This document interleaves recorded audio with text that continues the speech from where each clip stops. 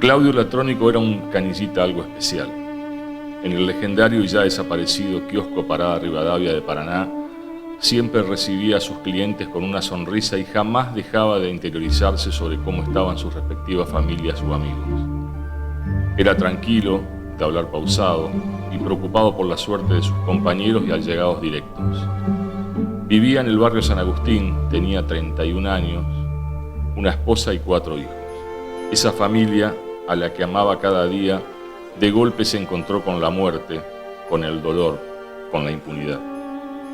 Claudio Latrónico iba en su moto a la 1 de la madrugada del miércoles 13 de mayo de 2003, en esos últimos meses de la criticada gestión de Sergio Montiel.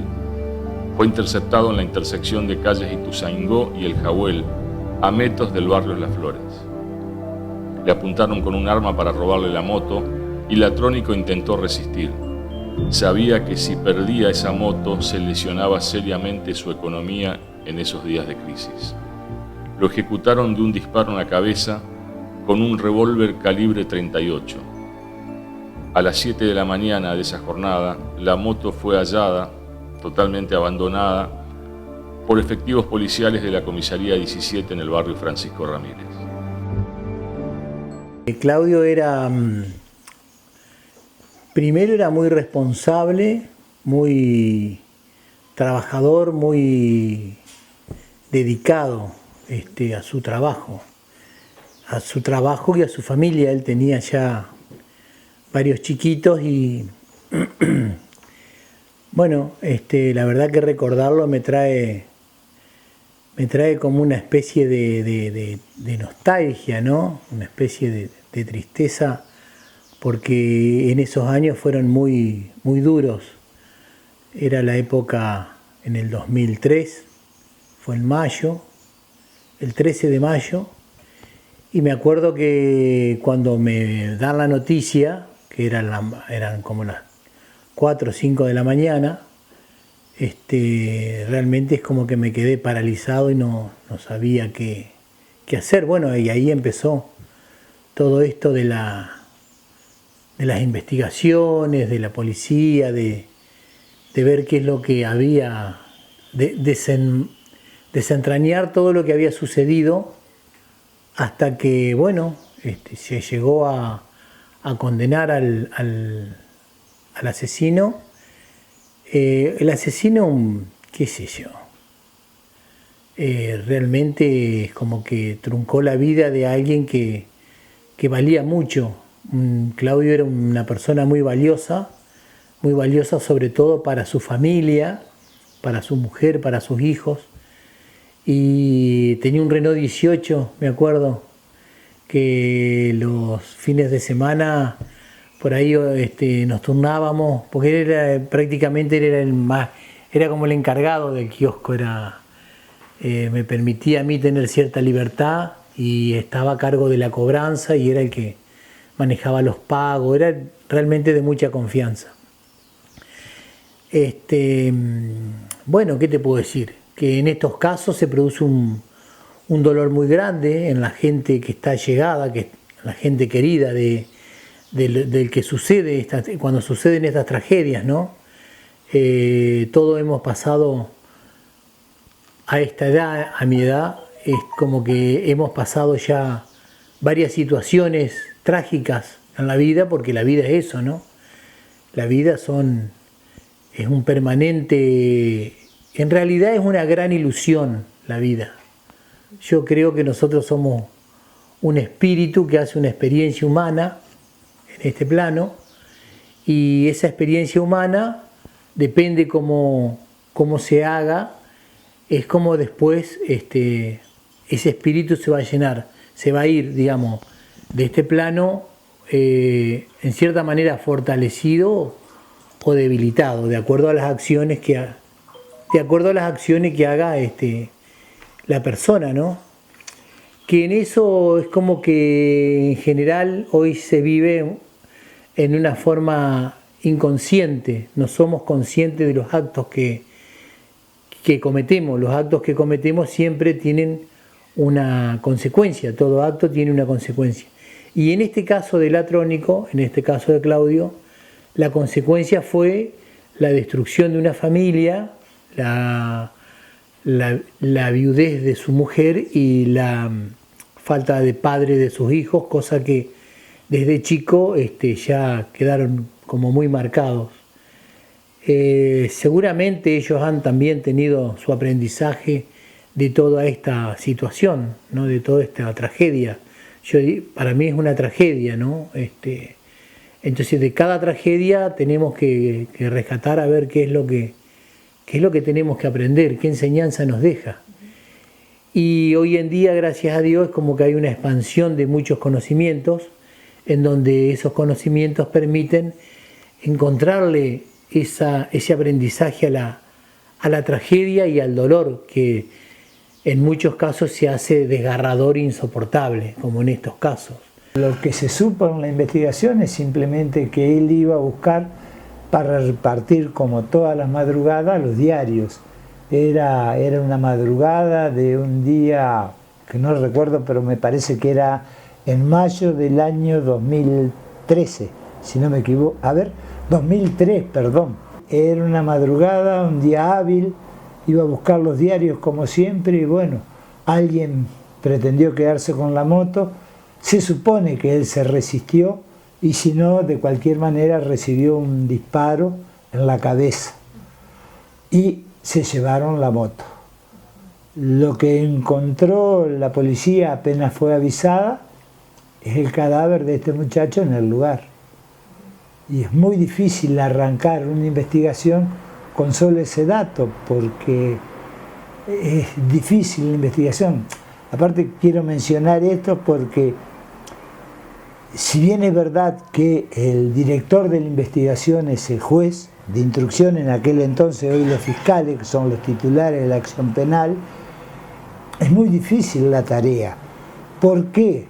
Porque simplemente no somos investigadores, somos profesionales del derecho, abogados, que podemos saber derecho penal, pero de allí a conocer la calle, a conocer la gente, a investigar un hecho, te digo que la tarea no es sencilla, no es para nada sencilla. Y se te reclama, y muchas veces que, incluso podría decir esto, sin que lo tomen a mal, porque la verdad que siempre tuve a mi lado muy buena compañía, muy leales los policías con los que me tocó trabajar. ¿Por qué? Porque uno es director de una orquesta, ¿sí?, cuyos músicos no los pone el Poder Judicial, ni siquiera dependen del juez de instrucción, ¿sí? A ver quién les da categoría, o los asciende, o les da licencia. Es el jefe de policía provincia, que es de él, dependiente del Poder Ejecutivo Provincial.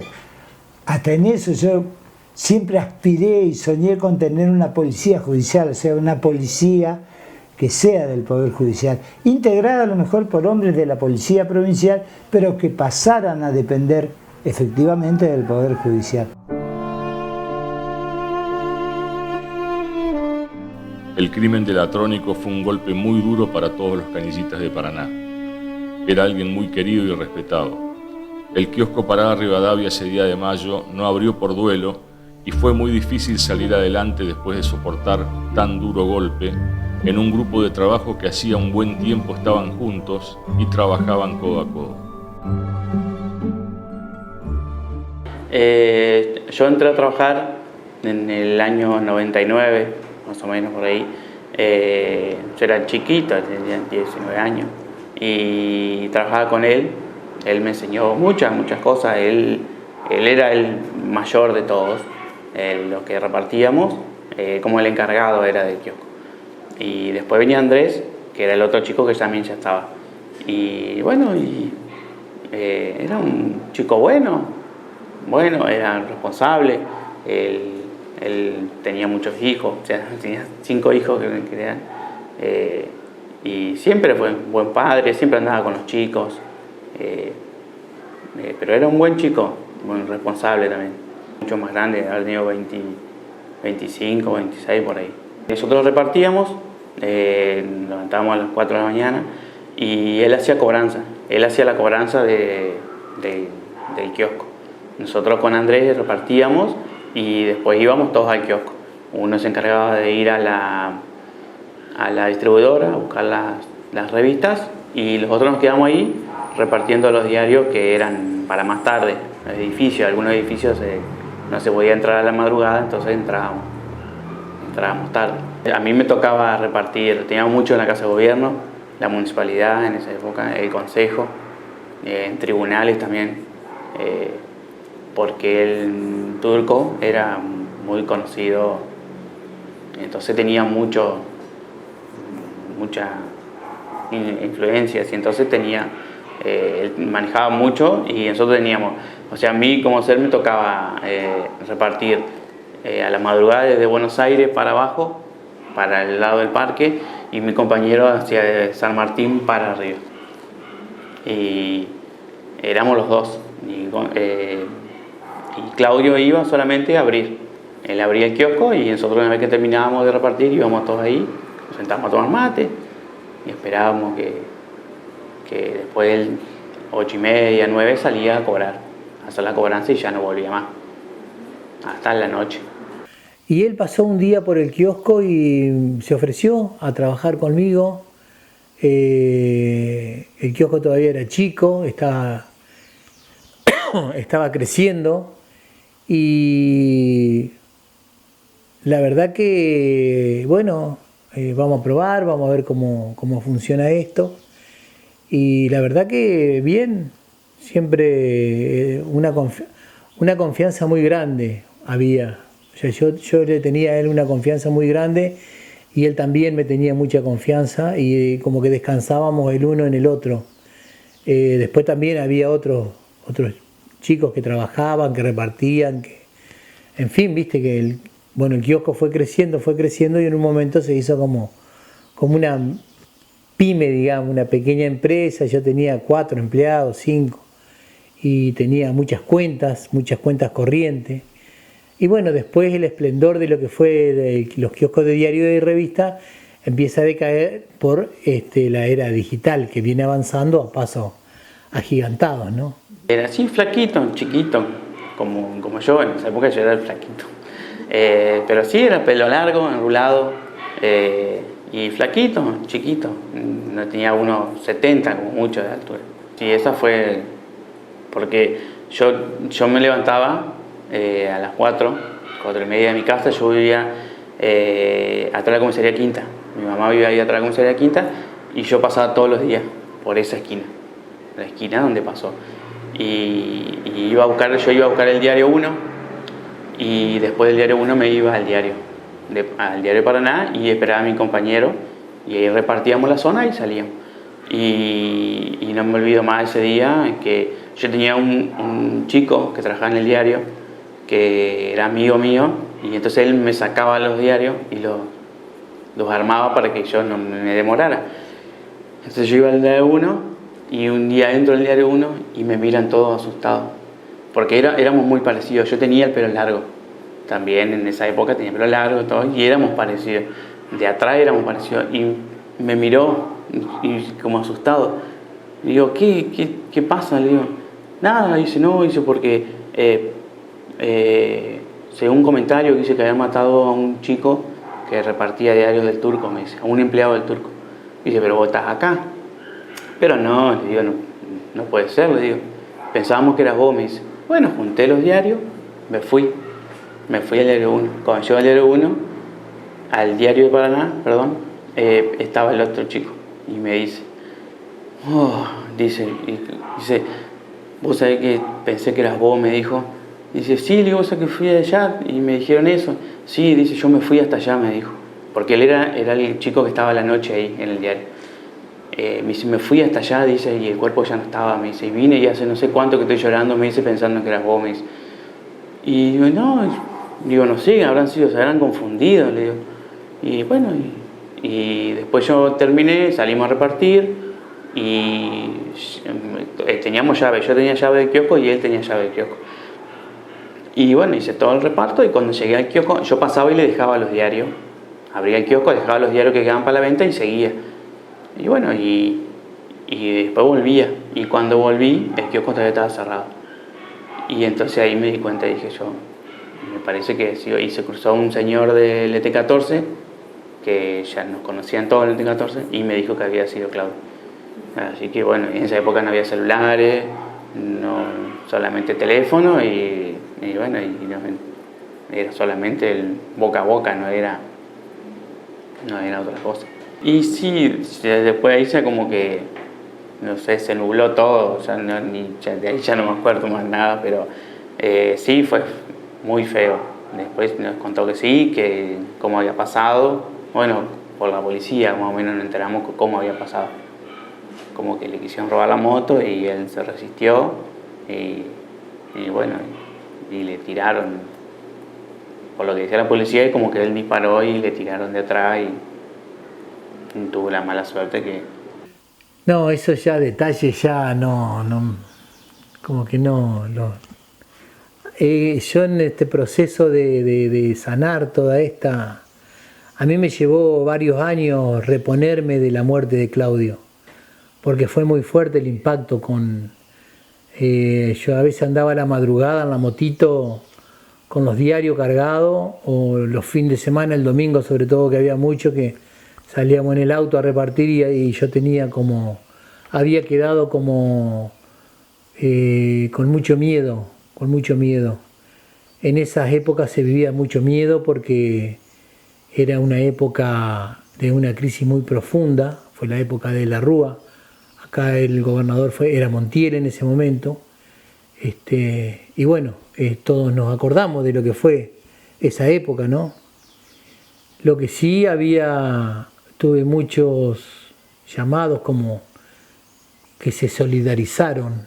También después asume de gobernador Jorge Busti y él arma un equipo especial de investigadores para resolver este crimen, porque Claudio le llevaba el diario, o sea, Busti era cliente nuestro del kiosco y Claudio le llevaba el diario y estaba más en contacto con Claudio por el tema de los diarios que conmigo en ese sentido, ¿no? Entonces también Busti se compromete y bueno, y se resuelve. El abogado, estuvieron en ese momento Guillermo Bartorelli, Rubito Pagliotto. Rubito Pagliotto estuvo trabajando mucho. Y bueno, y el Guille Bartorelli, que también, digamos, quedó una relación muy, muy interesante, de muchas cosas aprendimos de todo esto.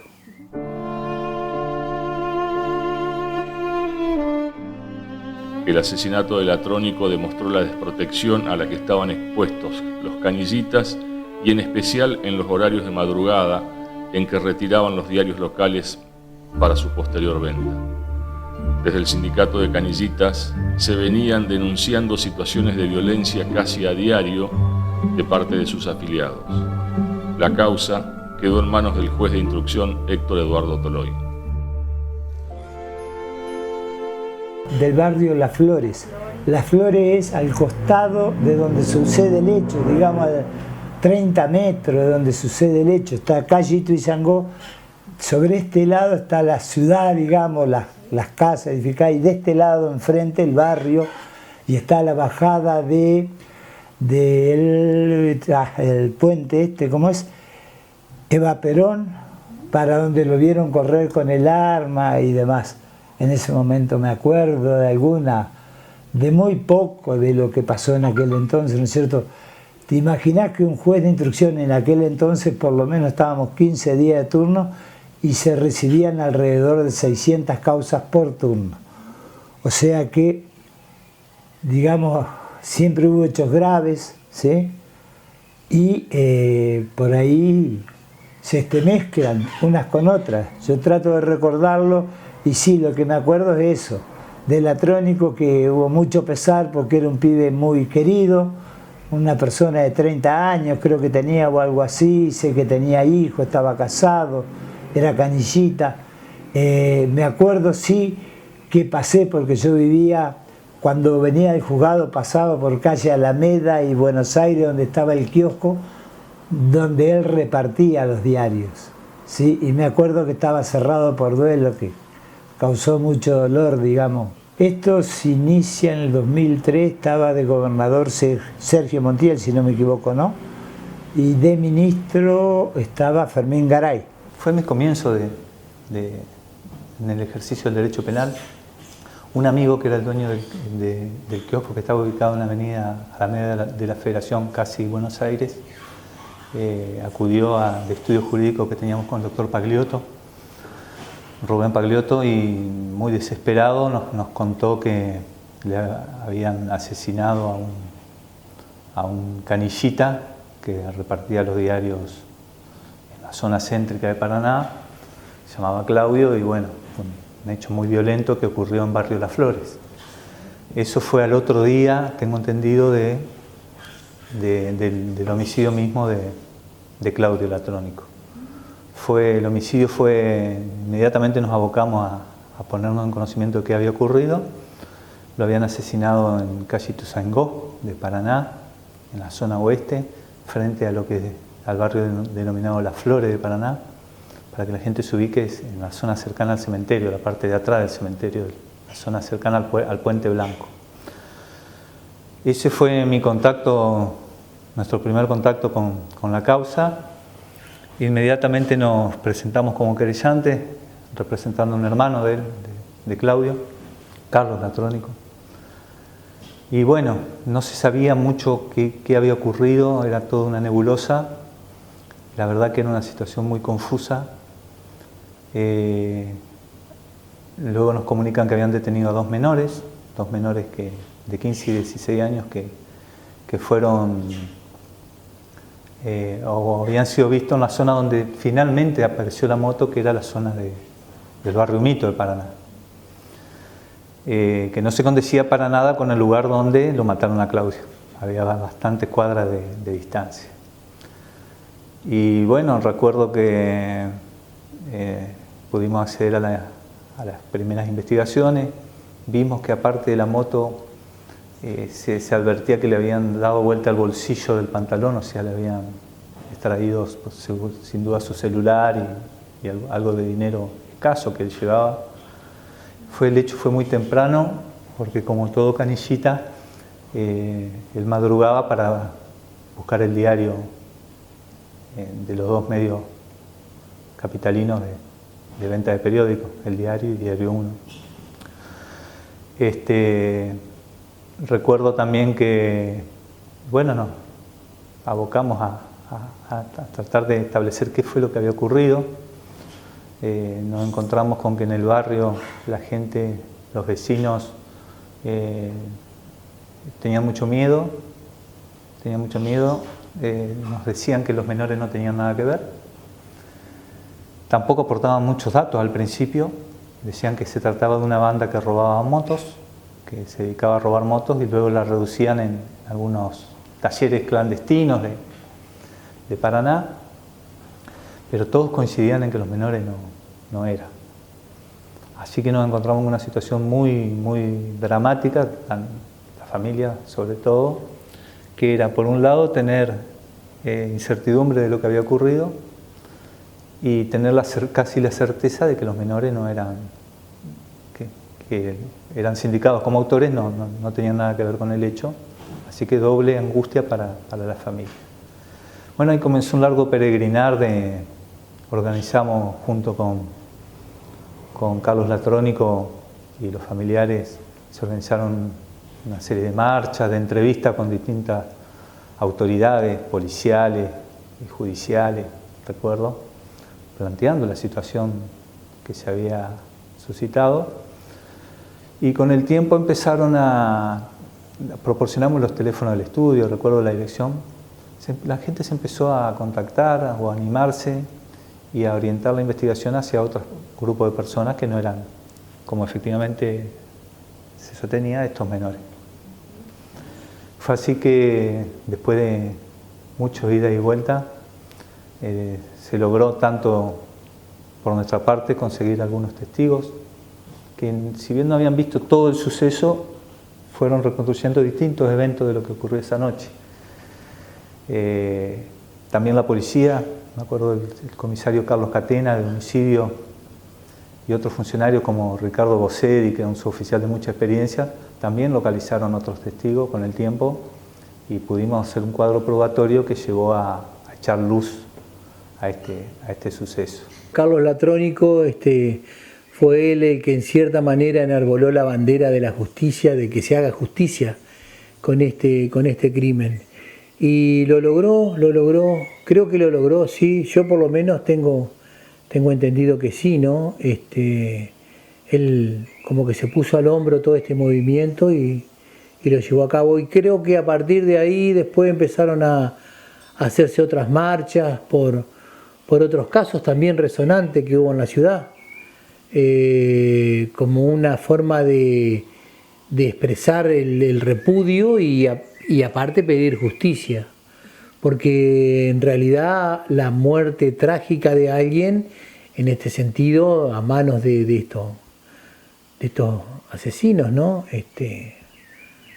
Asesinos que en realidad también, ¿viste? Tienen forman parte de lo que es esta sociedad, y creo que en cierta manera la sociedad también tiene una responsabilidad muy, muy profunda, porque la falta de educación, la pobreza, una serie de cosas que hoy en día a nadie le interesa. Todos los políticos se llenan la boca, sobre todo ahora en épocas de elecciones, que vamos a combatir la pobreza, y cada vez hay más pobreza y ellos cada vez están más ricos.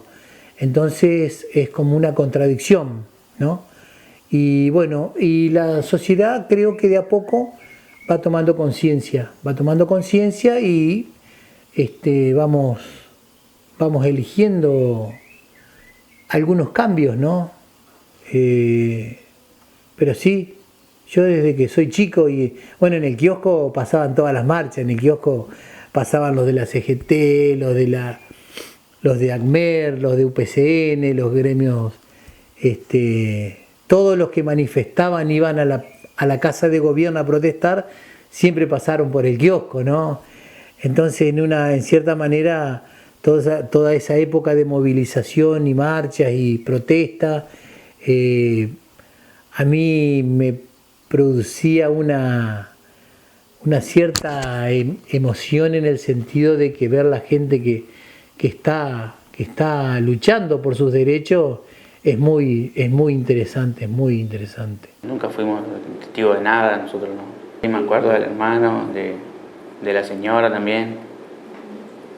Sí, que yo muchas veces iba a la casa y después, pasaba a poner a dejarle algo, y después venía como que la madre me miraba como que era muy parecido, entonces como yo dije, no, me daba pena y no, fue un momento muy duro. Seguí un par de años más y después ya dejé de trabajar. Fue más... nosotros nos metíamos en cualquier lado, en esa época nosotros pasábamos por todos los barrios. Yo me acuerdo mi reparto pasaba por el parque, pasaba por Puerto Viejo y toda la floresta, hasta que pasaba por mi casa de nuevo y después volvía por el Barrio del Sol hasta volver a llegar allá al kiosco. Uno se metía en todos lados en esa época y no nos dábamos cuenta. Y para el otro lado también se metían, los repartos terminaban en el Thompson. Era mucha la clientela. Sí, eran del kiosco. Las motos eran del kiosco. Cada uno tenía una moto de...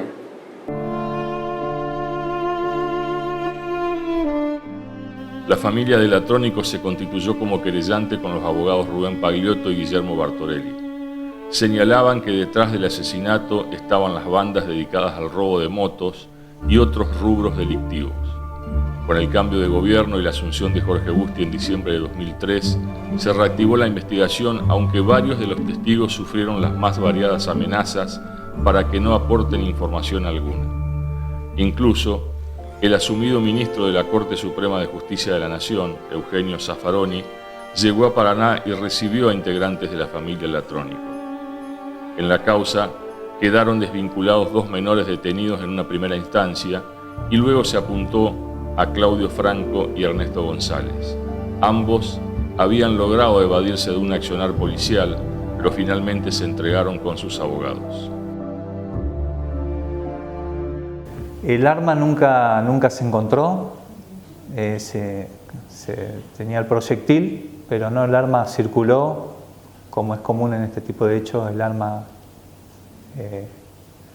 circula, o sea, no permanece en un lugar cuando está sucia, cuando así se denomina en la jerga, cuando tiene un hecho de esta naturaleza. La moto, bueno, sí, la moto se encontró. Lo que nunca se pudo determinar es quiénes eran las otras personas que participaron. Lamentablemente, los testigos no pudieron aportar mayores detalles y tampoco se pudo, me parece que una deuda pendiente que quedó era dónde la reducían a las motos, porque se hubiera permitido avanzar con lo que en esos años era un flagelo, que era el robo de motos para vender los repuestos. La desarmaban y se desguazaban y se vendían los repuestos. Eso, bueno, fue una deuda pendiente que quedó, creo, pero lo importante es que la familia pudo encontrar justicia en este hecho.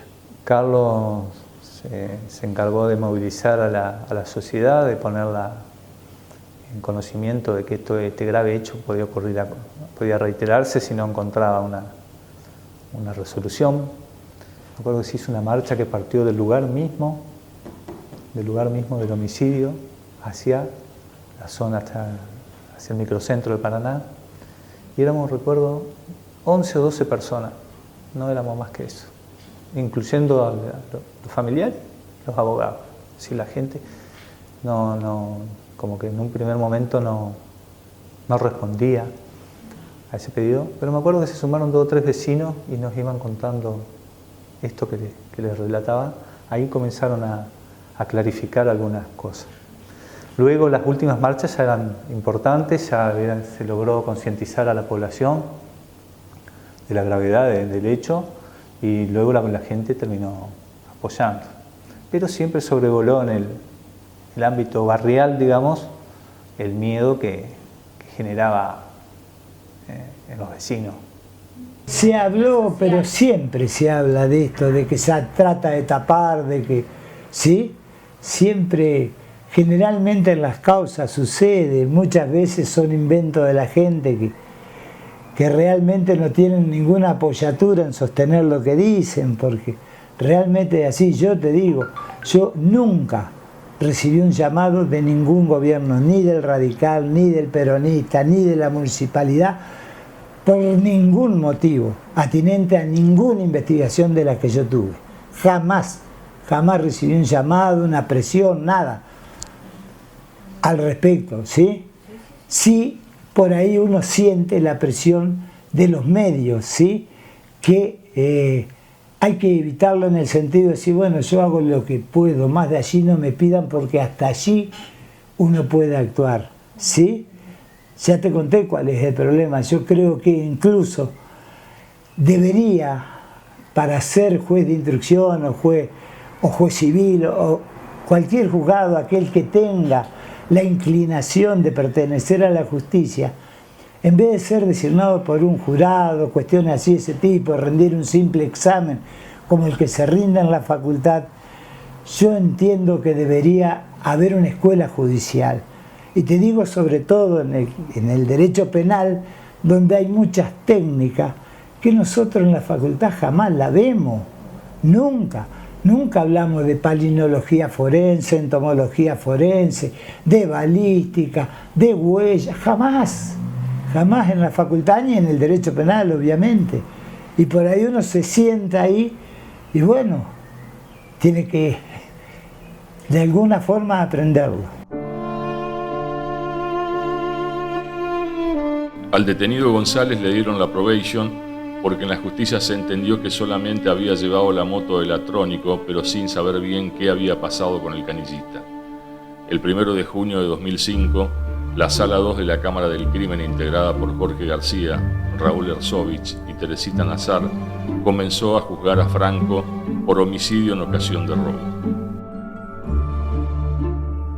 En primer lugar, bueno, esto es un hecho que ocurre en 2003, hace mucho tiempo, 2003, el juicio fue en 2005. Bueno, el juicio giraba en torno a la muerte de este muchacho que fallece cuando le quieren sustraer la moto en San Agustín, que era una madrugada en mayo, yo si mal no recuerdo. Bueno, él circulaba, lo interceptan con fines de robo, 4 personas, entre las cuales estaba el imputado Franco, según entendió el tribunal, ¿no?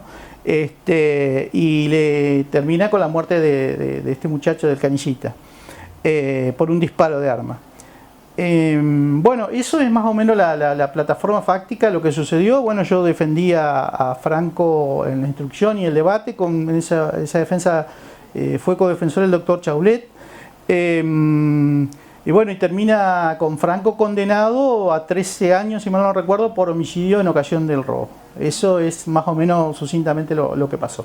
Nosotros lo que manifestamos, lo que advertimos en aquella ocasión, ¿no? Hubo mucha, no digo presión social, pero sí había mucho clamor por la inseguridad y porque fue un caso que movió bastante a la población, a la ciudadanía, en un reclamo, digamos. Y después yo creo que derivó también, en mi criterio, se enrareció todo porque se rumoreaban muchas cuestiones vinculadas con la política, se hablaron de cuestiones que nunca se terminaron nunca se comprobaron, dicho sea de paso, acerca de supuestas protecciones políticas, de supuestas mafias, de supuestas conexiones entre la mafia del robo de las motos y la protección política del oficialismo de aquel momento. Bueno, todas cuestiones que realmente se decían y se hablaban y se rumoreaban. Incluso algunos de si uno ve los diarios de la época, la reflejaban como rumores, pero bueno, nosotros en el rol de defensor simplemente nos limitábamos a ejercer la defensa técnica de este muchacho, y la verdad que nunca estuvimos ni cerca de esas cuestiones, ¿no? Recuerdo que fue muy impactante el fallecimiento, el homicidio de Claudio, porque le habían tirado un balazo por la espalda, ¿sí? Luego pudimos reconstruir con las investigaciones, con los testimonios, que un grupo de gente lo abordó cuando él se acercó en la moto, lo abordó, él los esquiva, primero logran detenerlo, pero él forcejea, lo esquiva, acelera su moto y es ahí de atrás que le pegan el balazo con un revólver calibre 38. Le pegan la nuca y lo mata instantáneamente. Bueno, después finalmente se llegó a la conclusión que habían intervenido varias personas, pero se lograron identificar a 2. El señor Franco, joven Franco, nombre Claudio, y otro señor González, que fueron vistos por testigos transportando la moto desde donde ocurrió el hecho, atravesando unas vías e introduciéndola en Barrio Las Flores, frente a donde ocurrió el hecho. Me acuerdo, una testigo lo había visto por un ventiluz, después otra señora también que venía caminando lo vio a la distancia al hecho. Apareció otra persona, posteriormente la policía localizó otra persona que también venía de un kiosco y siente el balazo y ve que a Franco con el arma de fuego. Es decir, se pudo reconstruir lo que había ocurrido. Bueno, el miedo continuaba en el barrio, pese a tener los testigos, había que sostenerlos, digamos, porque fueron objeto de permanentes amenazas por parte de grupos de personas que se ve que tenían intereses con esta modalidad delictiva. Luego recuerdo que cuando se celebra el juicio, bueno, se lo condena a una de estas personas como coautor, lamentablemente el resto no identificado, coautor del delito de homicidio en ocasión de robo, una figura grave que tiene nuestro Código Penal, que es cuando el homicidio se comete para cometer un robo. Y otra persona que también estuvo identificada, que era el señor González, fue imputado por encubrimiento agravado, pues se comprobó que en realidad lo que hizo él fue al verlo venir con la moto, a este vecino lo ayudó a esconderla y a esconder el arma.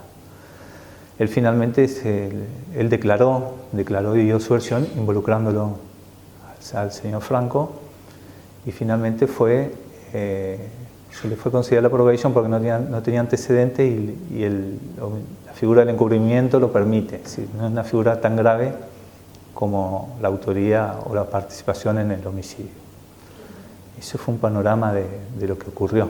Se trabajó muy bien y felizmente en esta causa, como en muchas otras, tuve el aporte de querellantes particulares, que hay algunos jueces que no les gustaba tenerlos, a mí me encantaba porque ayudaban mucho a la investigación, aparte estaban en contacto directo con los familiares de la víctima o con la víctima si no era un homicidio, y ellos ayudaban muchísimo a la investigación penal.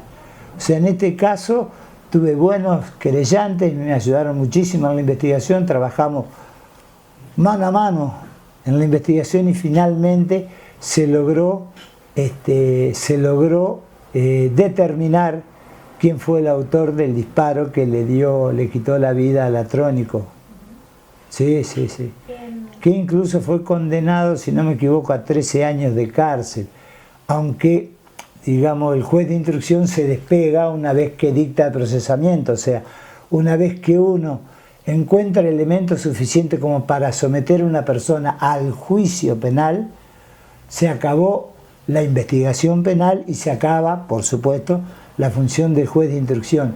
Sé que fue complicada, sé que tuve que pedir el encarcelamiento de 2 o 3 hermanos, no recuerdo con precisión, que me presionaban los testigos que no se animaban a contarnos lo que pasó aquel día, o aquella noche, o aquella madrugada. Al denunciar que habían sido amenazados, yo dispuse el encarcelamiento preventivo de ellos y derivé, por supuesto, la causa a otro juez de instrucción, ¿sí? Que creo que salieron condenados por el delito que habían cometido de amenazas, de extorsión.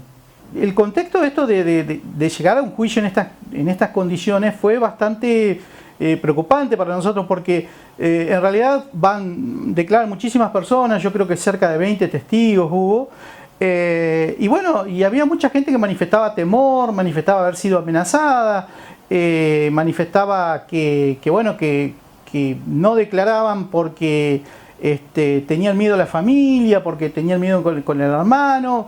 El hermano, yo me acuerdo que el hermano, una causa que tuvo por las amenazas, termina siendo absuelto. Todas estas personas manifestaban temor y bueno, y eso en definitiva a nosotros no nos ayuda en la defensa porque el temor por ahí hace que se disimulen algunas contradicciones o algunas cosas no muy fácilmente entendibles, no muy fácilmente explicables, que bueno, se termina diciendo, bueno, se contradice por temor, antes no lo dijo porque tenía miedo, y realmente algunas cosas pueden ser que sean por temor y otras creemos nosotros, por lo menos entendíamos en ese momento que lejos de ser por temor era simplemente porque no habían acontecido de esa manera. Entonces, al enrarecerse tanto el ambiente, eso no es algo que ayude a defender a nadie, digamos, llegar al juicio en esas condiciones, digamos.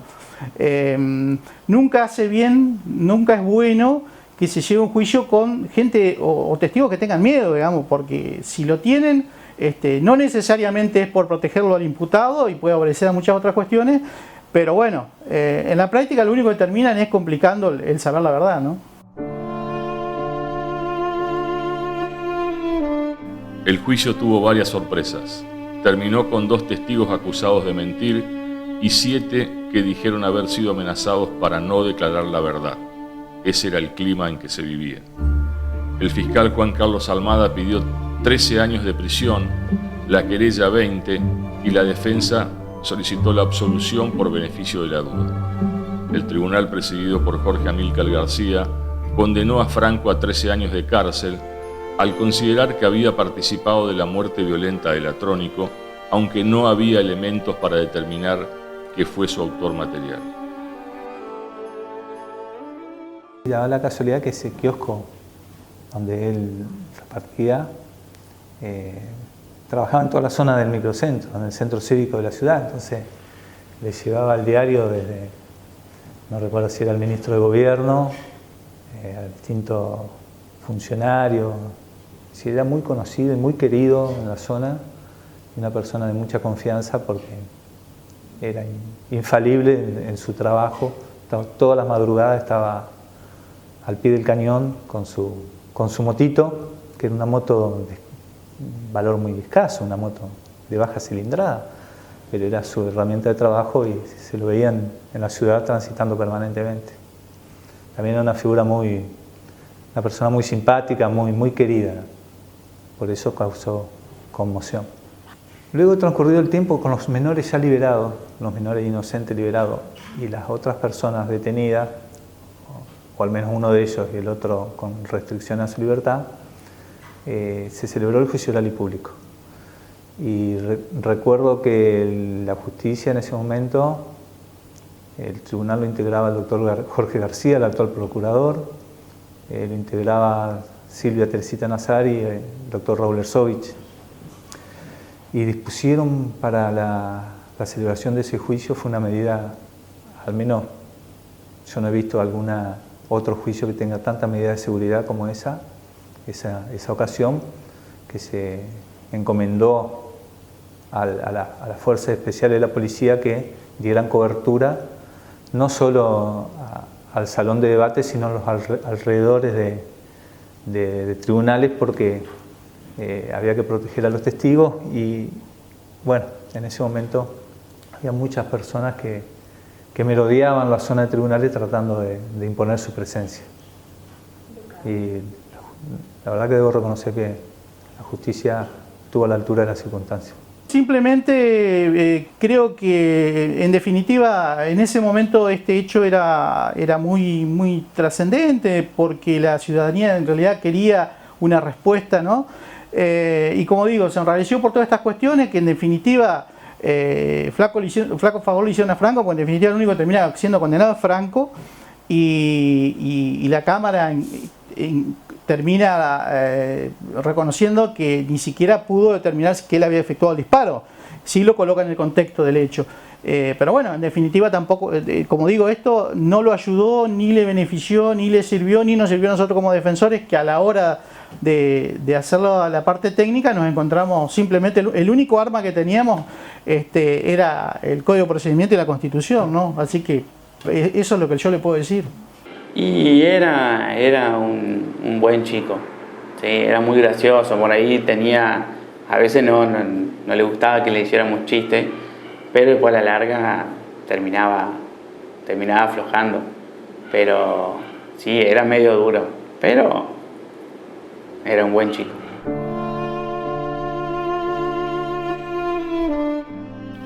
Como dijera el periodista Luis María Cerruels, mataron a un gorrión. Esa fue la imagen. Todo el gremio levantó su voz de protesta por este hecho. Ese canillita, como tantos, formaban parte de la familia a la que todos los días le entregaba el diario o la revista. Nadie olvida a Claudio Latrónico. Su caso fue muy fuerte.